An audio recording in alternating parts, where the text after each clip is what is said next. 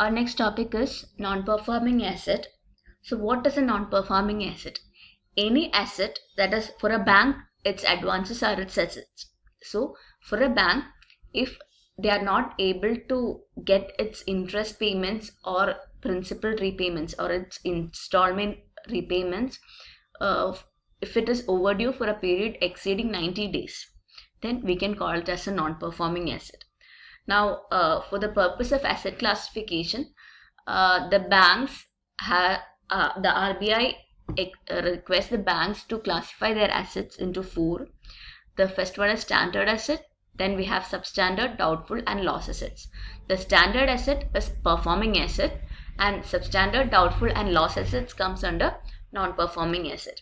Now, what is a standard asset? It is those assets or advances that do not cause any problem and it is functioning perfectly. And substandard asset is any asset which is not fetching you any income for a period equal to or more than 12 months. So that is a substandard asset.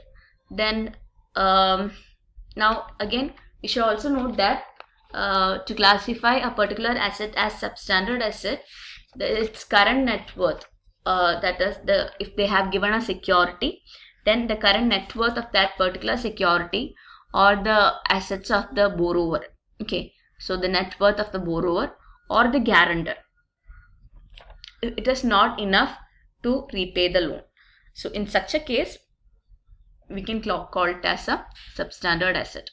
Then we have doubtful asset, that is, if the particular asset remains substandard for a period exceeding 12 months. Okay, that is, for 12 months it is substandard asset. After 12 months we classify it as doubtful asset. Now again, these doubtful assets have less probability of getting encashed. Then finally we have the loss assets, that is, it is not fetching you any income for a long period, and therefore the internal or external auditors or RBI inspection, they found it that this particular asset is not performing for a long period, and therefore they have been classified as loss assets. And but this kind of assets, that is, these loss assets, should not be there in the balance sheet, but for some reason it is still not written off wholly. Okay, such kind of assets are loss assets, and or in other words you can also call it as uncollectible loans or advances. Okay, now what are the reasons or what are the causes of NPA? You can classify the causes of NPA as external factors and internal factors. External factors are those factors which are outside the bank, and internal factors are certain things which are inside the bank. Okay, first let us discuss on the external factors. The first one is industrial sickness. That is,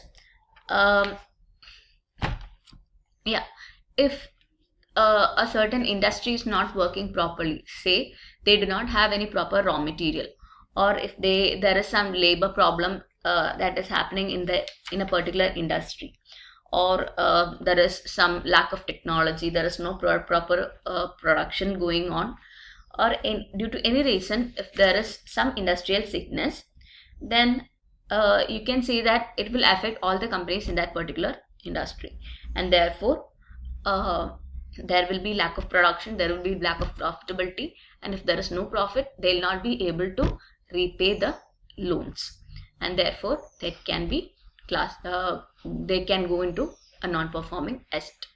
Then the next one is ineffective recovery tribunal. In banking sector reforms, we already learned about debt recovery tribunal that was initiated by RBI, or even the banks will have recovery tribunals. So if it is not functioning properly, okay, then they'll not be able to collect all their funds back, and therefore they can be more and more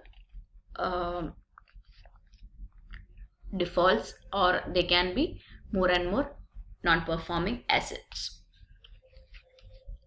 Then the next one is willful default. That is, certain big business people, they might take advantage of certain situations, and they may say that they are not willing to repay the loans. In such case, it is a willful or deliberate action by these big business people. We cannot initiate any possible action against them in certain cases, not always, but in certain cases. In such situations also, non-performing assets can increase. Then the next one is natural calamities. We know a few years back we had a huge flood in our state, and as a result, many people lost their homes, many people lost their business. These sole traders, all these people, they lost their shops, and all these things happen. As a result, what will happen? Uh, they'll not have any income, or they'll be in deficit of funds, and in such a situation, they'll not be able to repay their loans, and therefore there can be more and more of non-performing assets. Then the next one is diversion of funds. That is, certain people, they take loan for one purpose and use it for some other purpose. This again can be a reason for NPA. Say for example, suppose if a farmer takes loan for purchasing some cattle, or they take loan for purchasing seeds, and if suppose they are diversifying their funds, they are not able to purchase the cattle, instead they are forced to meet an emergency requirement of their home. So in that case, they are left out with no cattle, and therefore they will not be able to repay their amount in future, and it can lead to non-performing asset.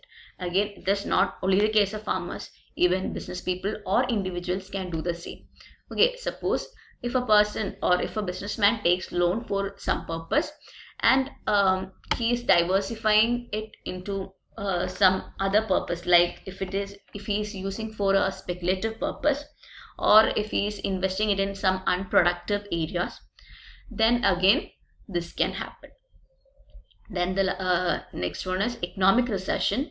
That is, in case of economic recession, you might know that is, people will not have funds, people will not purchase anything, and therefore the sales of these business people will reduce, the demand for their goods will reduce, and therefore the inventories will be piling up in their warehouses, and as a result all their funds will be blocked in these warehouses, and they'll not have any profits, and as a result what will happen?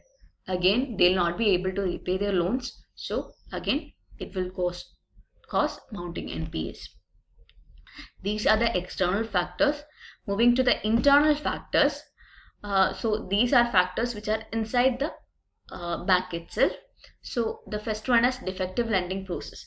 That is, for every bank, the RBI has laid down certain rules and regulations for lending money. Okay, they'll have to keep proper security, they'll have to check on the profits or viability of a project, or they have to ensure that this particular person is able to repay, they'll have to take proper security from them. All these are conditions for reducing NPA. Suppose if the banker is not able to follow all these things, he is not if he is not doing it properly, okay, if he is not doing the lending process properly, then again it can cause non-performing asset. Then the next one is poor credit appraisal system. That is, if a particular person is coming for a bank loan, then they'll have to check the viability of a particular project, or if they are lending for a business, they'll have to check if that particular person will be able to repay the loan due using that business, or if that particular person, if it is a salaried person, they'll have to check the requirement, and if it is really required, all these things should be checked. But if it is not checked, if the project is not appraised, okay, or if the viability of the project is not checked, then what can happen is the project can be something which is loss making. So if a particular project is loss making, then they will not earn any profit, and therefore there will be mounting NPAs. So if the banks are internally not doing proper credit appraisal, or if they are not checking on the purpose of the credit, then it can again happen. Then the next one is poor post credit follow-up. That is, as I said before, in certain situations, the people who take loan can diversify their funds, but what the banks can do is they have to keep a follow-up on what they are doing on with their funds. So they can check their accounts or check their statements, or if the banks can go and see if this particular fund is used for the actual purpose. All these things have to be done.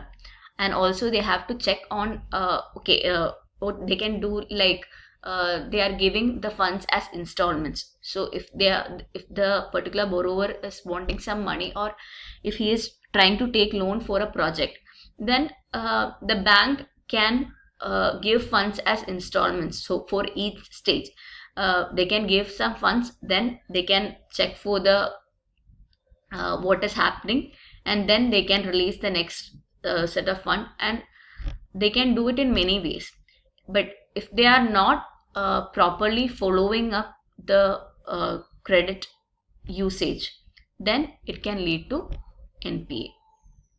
Then the last one is absence of qualified personnels. That is, in certain cases, proper pre and post credit analysis should be done by qualified persons. In certain case, if they are not able, if there is no proper personnel, then again they can lead to defaults.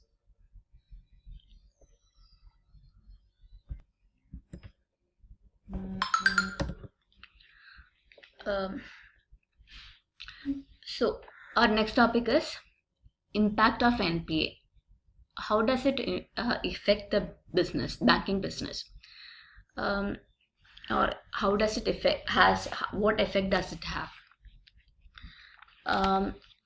NPA, mounting up of NPA will lead to we can say a paralysis of economic growth. That is, finance is the lifeblood of every business. Now accumulation of NPA, it means that the funds are getting blocked, and therefore there is no proper flow of money in the economy, and which result in lagging the growth of the economy as a whole. Then next is high cost of funds. That is, if these NPAs are growing up, then what will happen?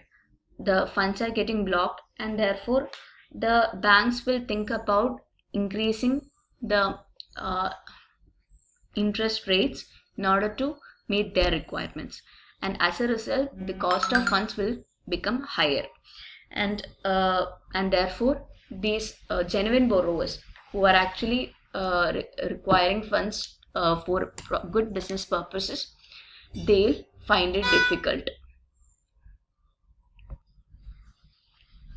Then the next one is low profitability. That is, if the banks are again, if the NPAs are getting mounted up, then in order to meet the contingencies of future, these banks will have to increase their provision requirements, and again this will affect the profitability of commercial banks.